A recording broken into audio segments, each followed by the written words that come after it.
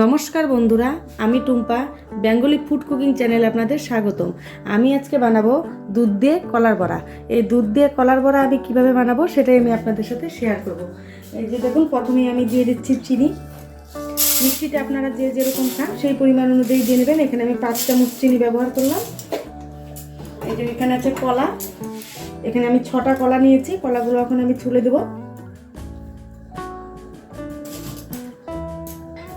তো দেখুন বন্ধুরা, কলা ছোলা হয়ে গেছে। এখন আমি কলাটাকে হাত দিয়ে ভালো করে চটকে নেব, যাতে দানা দানা ভাবটা না থাকে। চিনিটা আমি আগেই দিয়েছি, তাহলে কলার সাথে চিনিটা মেখে নিলে চিনিটাও গলে যাবে। কলাটা যেন দানা দানা না থাকে, একদম যেন মিহি হয়ে যায়, তাহলে বড়াটা খেতে ভালো লাগবে। তো দেখুন বন্ধুরা, কলা মাখা হয়ে গেছে, একদম দানা দানা নেই।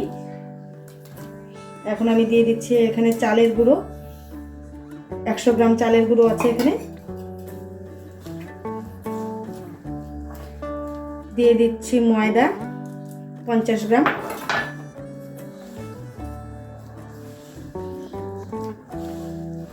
আর দিয়ে দিচ্ছি আটাও এখানে 100 গ্রাম আছে। আর পরিমাণ মতো সুজিটা আমি বেশি দিব না, অল্পই দেবো। স্বাদ বাড়ানোর জন্য দিয়ে দিচ্ছি একটু ভাজা মৌরি, তাহলে খেতে ভালো লাগে, ফ্লেভারটাও ভালো আসবে।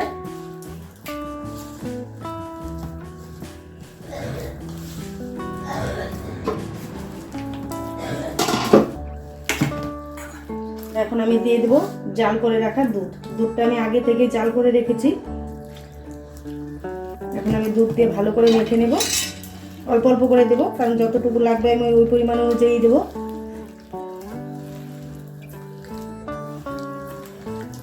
তো দেখুন বন্ধুরা, এটা আমার মাখা হয়ে গেছে। আমি একটু ভালো করে ফেটিয়ে নিব, তাহলে বড়াটা খেতে ভালো লাগবে, নরম হবে, একদম সফট হবে। তো মাখা হয়ে গেছে বন্ধুরা।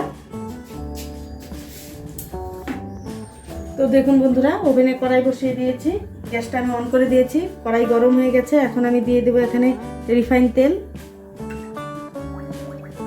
পরিমাণ মতো তেল দিয়ে দিচ্ছি। তো দেখুন বন্ধুরা, তেল গরম হয়ে গেছে। এখন আমি এভাবে ছোট ছোট করে সবগুলো কলার বড়া ভেজে নেব। খেতে কিন্তু দুর্দান্ত স্বাদ। অবশ্যই বন্ধুরা আপনারা এইভাবে বাড়িতে বানিয়ে খাবেন, দেখবেন খুব ভালো লাগবে। আর ভালো লাগলে অবশ্যই একটা লাইক, কমেন্ট, শেয়ার করবেন আর সাবস্ক্রাইব করবেন। দেখুন, এইভাবে আমি সবগুলো বড়া ছোট ছোট করে ভেজে নেব।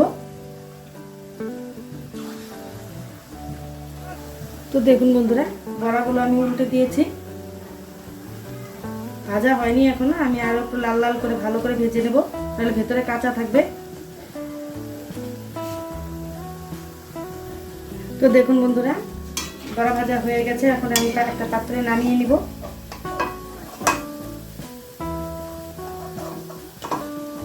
আরো যে বাকি বড়াগুলো আছে কলার, ওগুলো আমি ভেজে নেব এইভাবেই।